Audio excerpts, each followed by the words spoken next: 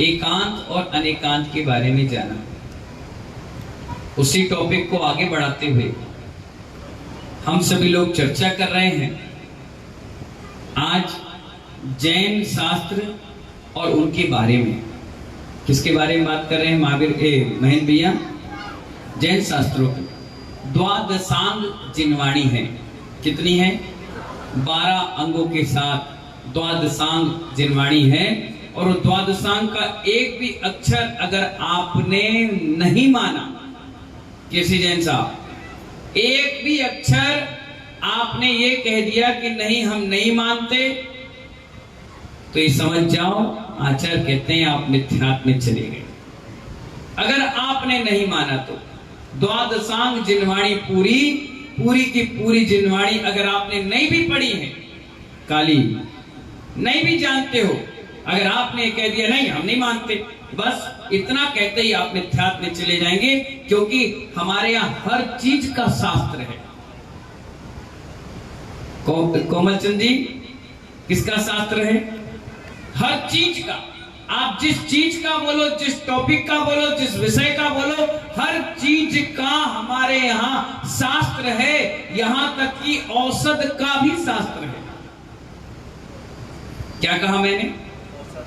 औषध जो दवाइयां खाते हैं, कल्याण कारक ग्रंथ बोलो, उसमें कुष्ठ रोग मिटाने की भी दवा लिखी गई। लोकेश भाई, क्या लिखी गई है? हाँ, उसमें इतनी सारी औषधियां लिखी, इतनी जड़ी बूटियां लिखी हैं कि अगर हम उनको पढ़ लें, समझ लें और बाजार से लाकर उसको उपयोग में करें तो हमें किसी भी ये अंग्रेजी दवाइयों की आवश्यकता ही नहीं पड़ी। आहार विज्ञान लिखा गया है, सोना बनाने की विधि लिखी है, पैर में लेप बनाकर हवा में उड़ने की विधि लिखी है। आप क्या कहते हो? ये जितने आविष्कार है महानुभाव, ये सारे के सारे जैन दर्शन के पढ़ करके हो रहे हैं। इसलिए मैंने कहा अगर आपने कह दिया हम नहीं मानते तो बस मिथ्यात्व में चले जाओगे आप। मालूम है विदेशी लोग जब जर्मनी से यहां पर आए तो उन्होंने जैन शास्त्रों का अध्ययन किया, देखा अरे बाप रे इतना प्यारा शास्त्र है, इतनी सारी इसमें चीजें लिखी हैं। तो उन्होंने क्या किया, एक पूरा टाइटैनिक जैसा जहाज पानी का भर लिया, ठसाठस। भरने के बाद यहां से ले गए, सारी बेशकीमती चीजें ले गए, और जो बच गई तो उसमें होली की तरह आग लगा दी। 6 महीना तक कंटिन्यू वो शास्त्र जलते रहे, 24 घंटे। तब जाकर के उनको राहत मिली कि हाँ अब जैन शास्त्र समाप्त हो गए। लेकिन हमारे कितने महान आचार्य थे, जितने उन्होंने शास्त्र जलाए उससे कहीं ज्यादा वो लिख करके और दे गए, और दे दिया। जितने मुगलों ने हमारे मंदिर तोड़े, एक मंदिर तोड़े तो हमारे आचार्य ने 100 मंदिर बना दिए। एक मुनि की हत्या हुई, हर साल 150 मुनियों को दीक्षा होना चालू हो गई। जितना जैन दर्शन को लोग दबाएंगे उतनी तेजी से जैन दर्शन को भर कर आएगा। महानुभाव उसकी श्रद्धा आस्था लोगों के अंदर जागृत हो जाती है। इसलिए मैंने कहा द्वादशांग का एक भी अक्षर अगर आपने नहीं माना तो आचार्य कहते हैं आप मिथ्यात्व में चले जाएंगे। हमारे यहाँ वास्तु शास्त्र नाम का भी ग्रंथ है। पंचकलश की पूजा, जब भी पंचकलश आपके यहाँ हो या हुआ हो, उस पंचकलश की पूजा में पहला शब्द लिखा है वास्तु सार न उल्लंघयते। पहला शब्द लिखा है और कहा गया कि वास्तु के मंत्र, वास्तु का जो शिल्प कला है उसका उल्लंघन करना बहुत बड़ा दोष है। आचार्य कहते हैं यहाँ पर मंदिर कैसा बनेगा, किस प्रकार से बनेगा, इसका साफ वर्णन लिखा हुआ है। आचार्य कहते हैं अगर हल्का सा भी मंदिर में कोई दोष आ गया तो उसका पूरा दोष समाज की पूरी टीम को लगता है। इसीलिए मंदिर की वेदी कितनी ऊंची होती है नीरू भाई बताओ? हैं? किसकी नाभि से? हमारी भी तुम्हारी मनुष्य की। तो कितने सारे देखो यहाँ पर, अपने बसंत भाई को देख लो, कोमल चंद जी देख लो, महावीर भैया को देख लो। अब किसकी नाभि से नापे बताओ? जो सबसे नहीं पूछे, बताएं, पूछोगी? कि ऐसे साड़ी रख के पता मत क्या कह रही हो, क्या सुन रही हो, बताओ, पूछो। हाँ हाथ जोड़ो, पूछो। हाँ क्या महाराज जी, खत्म होगी बात, पूछो तो। हे उपाध्याय श्री, हाँ ना मंदिर की बेदी कितनी ऊंची होनी चाहिए, पूछो। मंदिर की बेदी, अब हम बता रहे हैं, इतना टाइम नहीं, लेट हो रहा है। कभी भी बेदियां, मंदिर की कहीं की भी बेदियां बनती हैं, जो उस समय का अध्यक्ष होता है उसकी नाभि से बनती है। किसकी नाभि से? हाँ, जैसे जो अध्यक्ष है, अभी समझो राम जी लाल जी अध्यक्ष हैं, कहाँ गए, कहाँ चले गए? हाँ, ये खड़े हों और इनकी नाभि जहां टकरा रही है उस स्थान पर पैर रख करके चढ़ा जाता है बेदी पर। वो पैर रखने का स्थान है, उसको पीढ़ियों में नहीं गिना जाता। इसके बाद जहां यंत्र रखना है, अष्टमंगल द्रव्य रखना है, वो पहले पीढ़ी, दूसरी पीढ़ी पर भगवान और तीसरी पीढ़ी पर कमल पर भगवान, यानी 2 पीढ़ियों पे भगवान, तीसरे पे अष्टमंगल द्रव्य जो सामग्री आप रखते हैं, चौथी पे आप पीढ़ पे पैर, पीठिका पे पैर रखते हैं। और वो पीठिका का जो पैर रखने का स्थान है वो अध्यक्ष की नाभि से अगर टच कर रहा है तो दोषपूर्ण बेदी नहीं है, निर्दोष बेदी है। और आपने क्या किया, कोई भी हो, कोई भी बच्चा बना हो, उसकी नाभि से नपेगा। अब उस मंदिर में अध्यक्ष चेंज होते रहे, कोई बात नहीं, लेकिन जब बेदी की प्रतिष्ठा हो रही है, नया मंदिर बन रहा है या जीर्णोद्धार हो रहा है, तो उस अध्यक्ष की नाभ से बना दिया जाए, दोष खत्म हो जाता है। और आप लोग क्या सोचते हो, ये मिथ्या मानता बैठी नाभि से ऊपर होती है। अब नाभि से ऊपर का मतलब इतना ऊंचा नहीं कि आप ऐसे देखो, और इतना नीचा नहीं कि ऐसे देखो। ऐसे दर्शन होना चाहिए कि आप ऐसे खड़े हो और भगवान पूरे दिख रहे हो, जय हो प्रभु। सरलता से, सुगमता से, सहजता से जो दर्शन हो जाए, वो बेदी वास्तु के हिसाब से सही होती है। क्या होती है? अब बताओ, मंदिर में मूर्ति लाना है, मूर्ति लाना है, मूर्ति लेने चले गए, तो तुम क्या देखते हो मूर्ति में? सुंदर दिखना चाहिए। क्या दिखना चाहिए? जबकि मूर्ति के ताल होते हैं, ताल क्या होते हैं? अब ताल समझ में आया? नहीं समझ में आया? हम बता रहे, सुनो, सीख जाओ। जब भी मूर्ति लेने जाओ, एक प्रकार लेके जाना होता है ना, बच्चे प्रकार लेते हैं बचपन में, कंपास में होता है वो प्रकार। यहां रखा जाता है, देखो यहां से ये बराबर, यहां से ये बराबर, ये बराबर, ये बराबर, ये पूरा गोला एक स्थान पे रखने से बराबर हो गया, इसे कहते हैं एक ताल। क्या कहते हैं? अब इसी प्रकार को यहां रख दिया जाए, ये बराबर, टुट्टी बराबर, ये बराबर, ये बराबर, इसे कहते हैं 2 ताल। इसी प्रकार को यहां रख दिया जाए, यहां से यहां, यहां से यहां, यहां से यहां, यहां से पूरा बराबर हो रहा है, उसे कहते हैं 3 ताल। ऐसे 10 ताल, 22 ताल, 24 ताल तक मूर्तियां बनती हैं। कितनी? गोमटेश्वर बाहुबली की प्रतिमा कितने ताल की बताओ, बोलो? 24 नहीं, 10 ताल। खड़गासन है ना, खड़गासन है तो बड़ी प्रतिमा है, इसके इतने ज्यादा ताल करोगे तो तुम बेताल कहलाओगे। हाँ, उसके 10 ताल में बनी है मूर्ति, इसीलिए उसका पूरा चेहरा सुंदर गोल मटोल, पूरे अंग बिल्कुल सिस्टमेटिक ढंग से, इसीलिए उस प्रतिमा में बहुत अतिशय होता है। मालूम है महानुभाव, हमारे यहाँ धवला जी में साफ साफ लिखा है, सबसे पुराना और सबसे प्राचीन ग्रंथ जो भगवान महावीर स्वामी के बाद लिखा गया, धवला महाधवला, उसमें स्पष्ट लिखा है कि तीर्थंकर के शरीर की ऊंचाई, पूरी बनावट 10 ताल में होती है। कितनी? जोर से बोलो। ये मूर्ति की भाषा है, आपकी भाषा नहीं। मूर्ति की भाषा में जो लेने देने करते हैं, मूर्ति बनाते हैं मूर्तिकार, वो कहते हैं 10 ताल में, 12 ताल में, 18 ताल में, 22 ताल में। जैसे सोने वाले कहते हैं 10 कैरेट, 20 कैरेट, 22 कैरेट, 24 कैरेट, इसी प्रकार से ये भी है। तो जो तीर्थंकर होते हैं और देवता होते हैं, इनके शरीर के आभा मंडल जो बनता है शरीर, ये 10 ताल का होता है। कहीं से भी नापो बराबर, हर चीज सिस्टम के साथ। अभी यहाँ पर अगर मैं 10 लोगों को खड़ा करूं तो एक का पेट निकला हुआ, एक का चपटा है, एक बौना सा है, कोई टेढ़ा सा है, कोई मेढ़ा सा है, कोई यूं चल रहा है, कोई यूं चल रहा, मतलब ताल नहीं बेताल है सब। और यहाँ पर कहा गया देवता और तीर्थंकर का जो शरीर है वो 10 ताल का बना होता है। किसका? 10 ताल। बिल्कुल सिस्टम से कोई हाव भाव में कोई फर्क नहीं। और जो मनुष्य होते हैं यानी आप लोग का कौन सा ताल होता है बताओ? कटोरा ताल? कौन सा ताल होता है? बेताल नहीं होता। बेताल तो अभी बताएंगे तो हम आगे। कौन सा ताल होता है बताओ?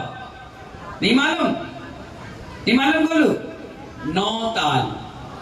क्या 9 ताल आपके बराबर होते हैं? बिल्कुल। एक ताल बेताल रहता है बस।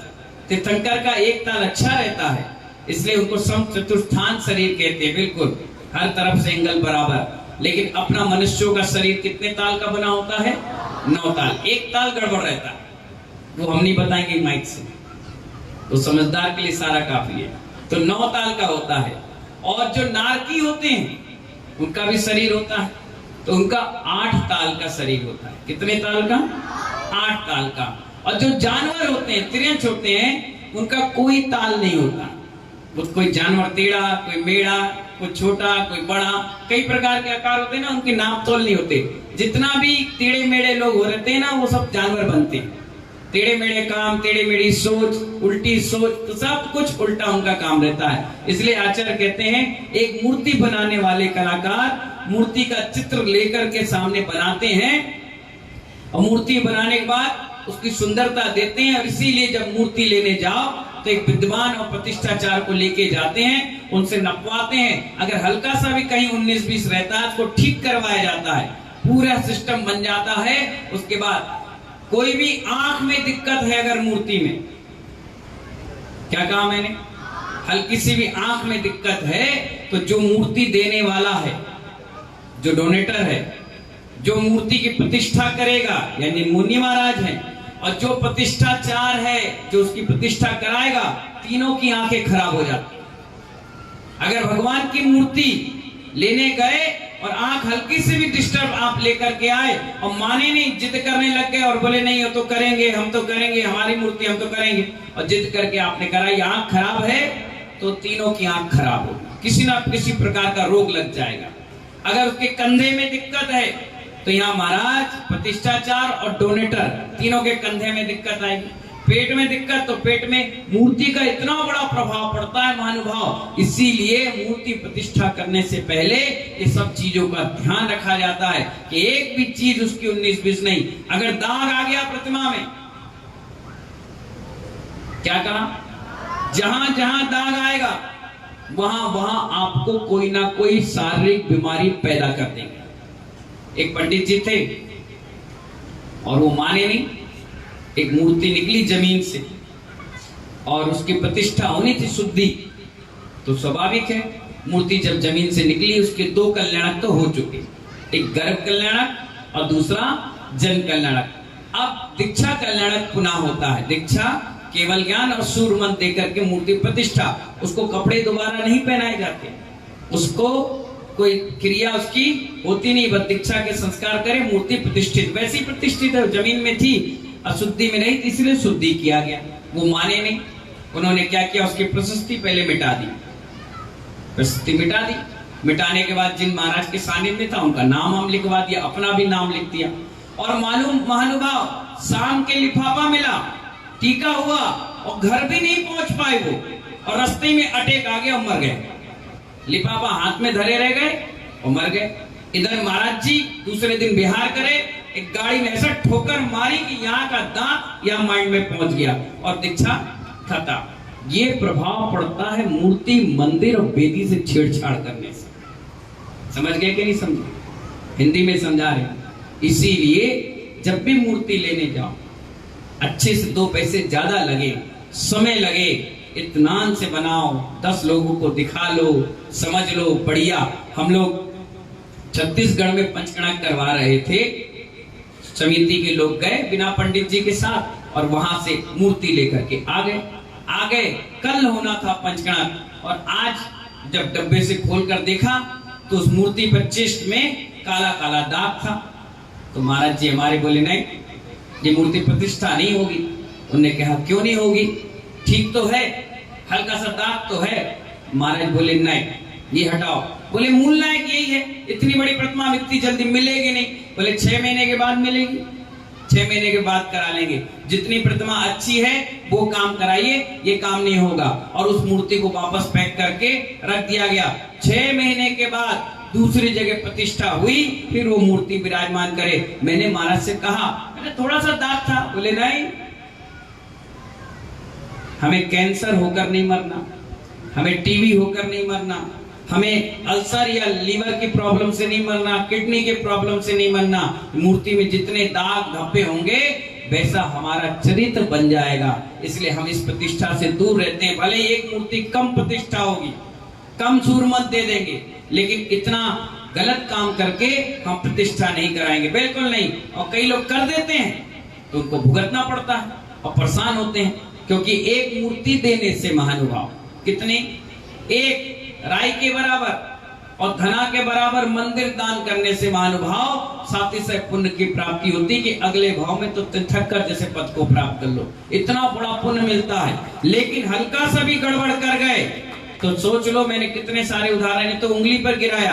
अगर ये उदाहरण गिनना चालू करे तो हर साधु आपको किस्मत बताएगा, किससे सुनाएगा, वहां हो गया, यहाँ हो गया, ऐसा हो गया, वैसा हो गया। इसलिए कहा गया कि वास्तु सार न उल्लंघते, जो मैं परसों आपको बता रहा था कि एकांत को पकड़ के मत रखो, अनेकांत को पकड़ लो, आपकी सारी समस्याएं दूर हो जाएंगी। हमारे आचार्य कहते हैं कि जो भी मूर्ति का साइज है, वेदी का साइज है, आपको एक दिन मैंने क्रीम क्लास में पढ़ाया ना, जो मूर्ति है उससे 12 गुना शिखर होना चाहिए, बस। इससे ज्यादा कर लो, कम नहीं कर सकते। 12 गुना का उदाहरण आया है शास्त्रों में कि भगवान जिस पेड़ के नीचे दीक्षा लेते हैं वो अशोक वृक्ष कहलाता है, और वो पेड़ जब वो पुनीत बनाया जाता है वो 12 गुना होता है। जितनी उनकी हाइट है उससे कितना गुना, 12 गुना। अब 12 से ज्यादा कर लो, कोई बात नहीं, कम नहीं हो सकता। कम होगा तो वास्तु दोष चालू हो जाएगा। और शिखर प्रसिद्धि का प्रतीक होता है। अशोक का मतलब, अशोक वृक्ष का मतलब जहां शोक ना हो, इसीलिए शिखर बनाया जाता है। तो इस सब चीजों का आप ध्यान रखेंगे। कल का परसों का जो विषय था वो छूट गया था, इसलिए मैंने आज आपको बताया। आप बताइए, मनुष्य का ताल कौन सा होता है? 9। और त्रियंच का बेताल, कोई ताली नहीं।